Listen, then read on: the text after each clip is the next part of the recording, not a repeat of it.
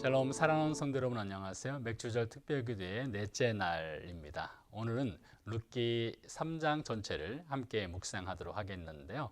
본문은 여러분들께서 직접 읽으시기를 권해드립니다.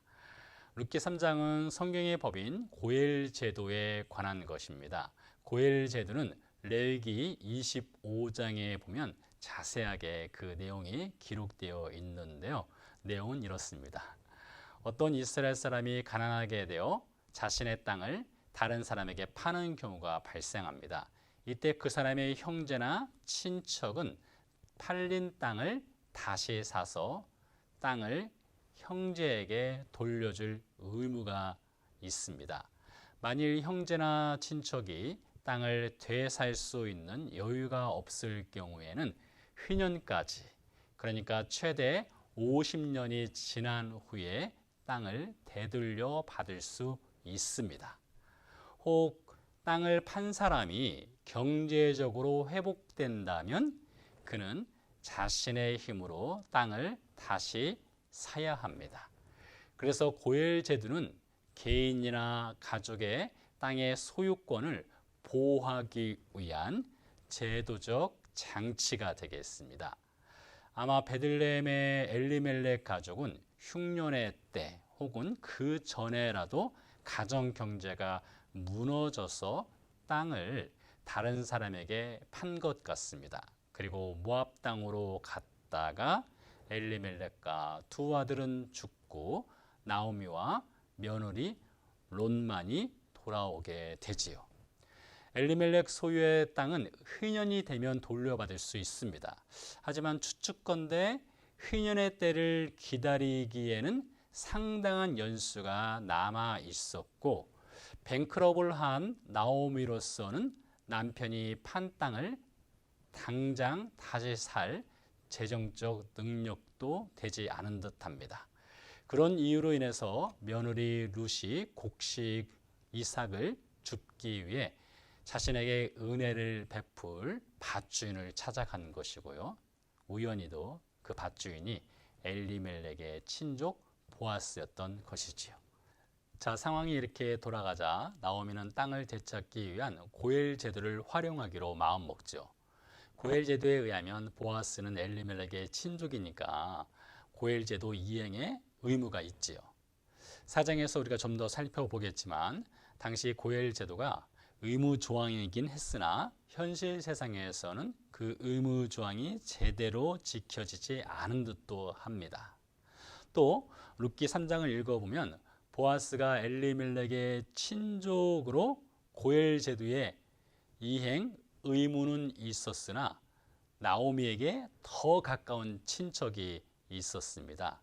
그래서 더 가까운 친척에게 우선적으로 고엘 제도 이행을 하도록 한 것이 레위기의 고엘 제도 법이었어요.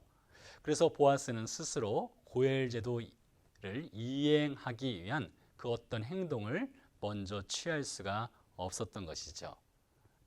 약간 복잡할 수 있겠으나 이렇게 땅을 되찾기 위한 고엘 제도도 있지만 한 가정의 아들이 자식을 얻지 못하고 죽게 될 경우 그 가족의 끊어진 대를 잇기 위한 제도적 보완 장치가 있었습니다. 이 제도에 의하면 상속자가 없이 죽은 사람의 아내가 그 가족의 형제 혹은 친척과 결혼하여 자식을 낳으면 죽은 자의 대를 이어가도록 한 장치입니다. 따라서 누가 됐든지 룻의 고엘이 되기 위해서는 땅의 소유권도 회복시켜 줘야 하는 책임이 있고요. 룻과 결혼을 통해 엘리멜렉의 죽은 아들 말론의 대를 이을 아들을 낳아야 하는 의무도 있었습니다. 약간 복잡하죠?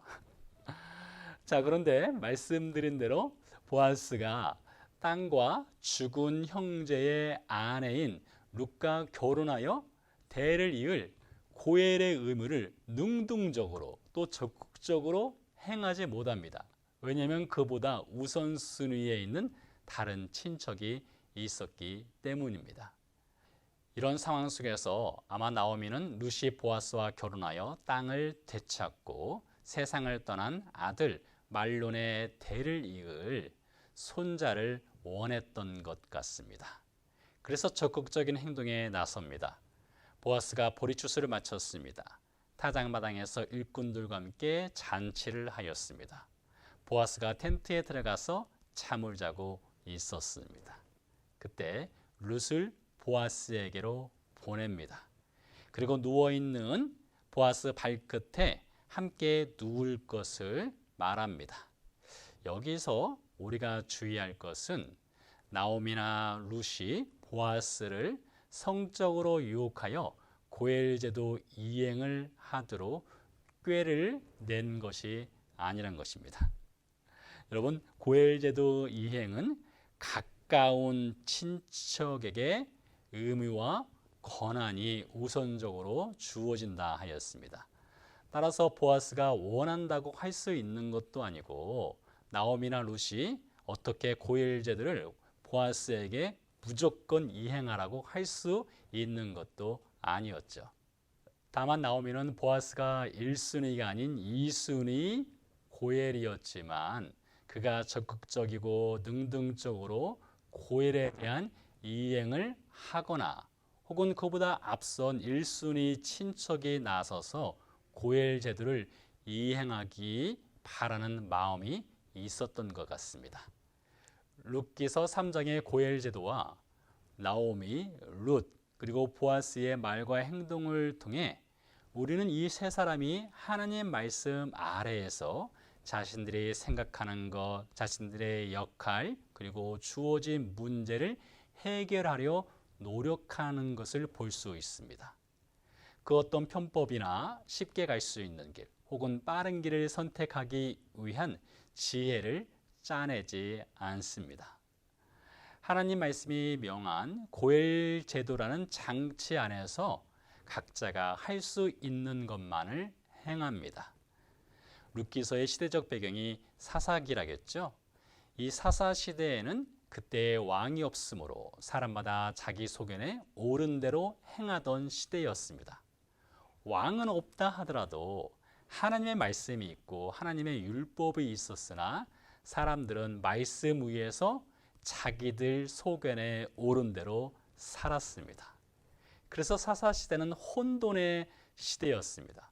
대다수의 사람들이 자기 소견을 말씀보다 중요하게 여겼습니다. 그런 중에 나오미, 룻, 보아스는 고엘 제도라는 하나님의 말씀 아래 철저하게 서 있었습니다. 자기 소견이 혹 있다 하더라도 하나님 말씀 아래 순종하였습니다. 자, 이 말씀을 통해서 여러분 숙고해 보시기 바랍니다. 나의 소견과 하나님의 말씀, 이 둘 사이에서 나는 무엇을 위에 놓고 무엇을 아래에 놓고 있는가?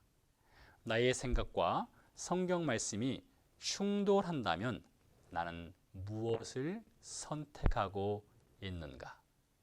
기도하시겠습니다. 살아계신 아버지 하나님, 감사 영광을 주 앞에 올려드립니다. 하나님 말씀이 우리 삶의 현장에 항상 위에 있게 하시고 먼저 있게 해 주시옵소서. 우리 소견에 옳은 대로 행하지 않게 해 주시옵소서. 감사드리며 예수 그리스도 이름으로 기도드렸습니다. 아멘. 네, 감사합니다. 이어서 개인 기도로 들어가시겠고요. 저는 내일 다시 찾아뵙겠습니다. 평안하세요.